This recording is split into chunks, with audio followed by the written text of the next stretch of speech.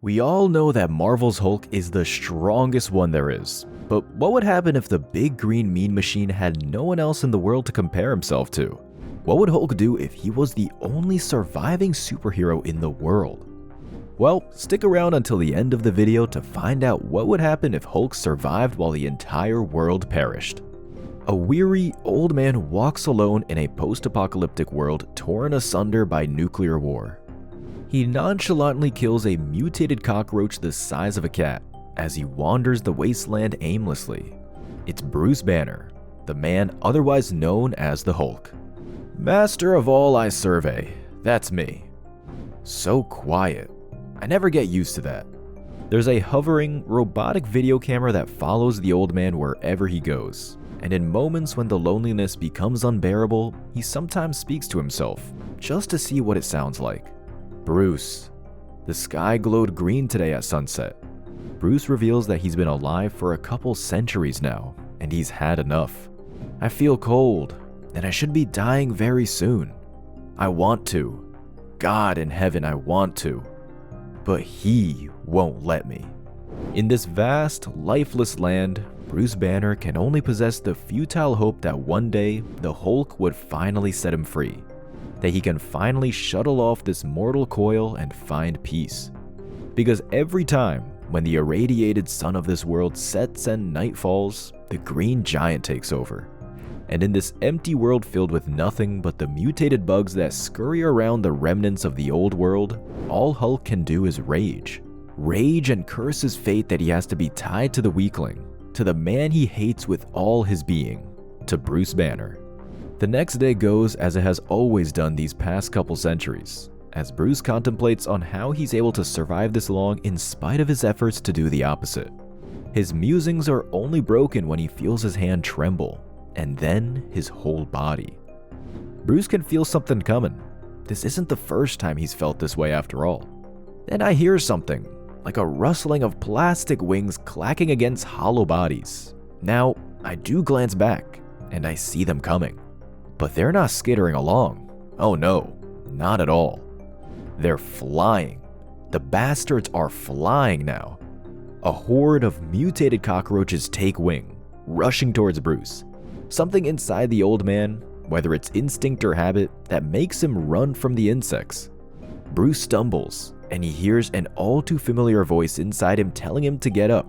He can't control when it happens, but he can feel himself change into the Hulk as the insects approach. He's coming, and I'm going to live.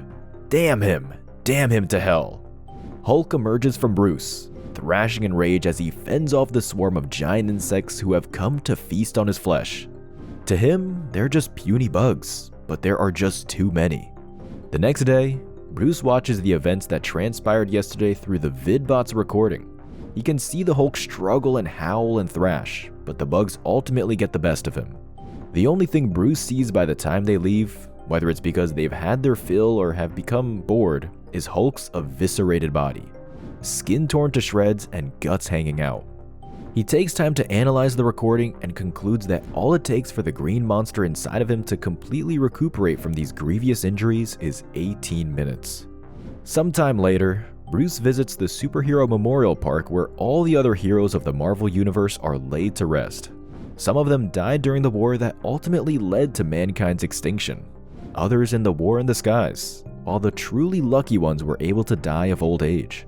He reminisces about it, about how the Hulk did not care about the millions that died when the bombs hit. He cared about two things, and two things only, about being the strongest one there is and being left alone. Bruce remembers that in the immediate aftermath of the catastrophe, Hulk chose to abandon the survivors. Perhaps it was the screaming or the creature's conscience. Bruce isn't sure. But he does know that the Hulk chose to go back to New Mexico, where the gamma ray accident that gave birth to the Hulk happened, and hide in a cave. Bruce couldn't remember how long they stayed there, only the fact that a visitor came to him one day. It was a recorder from the Rigel system tasked by a number of intergalactic races to record the end of humanity. The humanoid was the one who gave Banner the vidbot to help the recorder detail the last surviving human on Earth. And just like that, the recorder left. At the time, Bruce realized that he was indeed the only person alive on the entire planet, so he decided to end it all and jump from a cliff. It would have worked too, but the Hulk didn't let him. The Hulk never lets him. In the present, Bruce sleeps under a ravine at night. He dreams of a beautiful woman in the distance who calls to him. Bruce felt himself become younger with every step as the world around him came to life while he and the woman made love. But it was all a dream, nothing more. Bruce sits up and feels pain in his chest.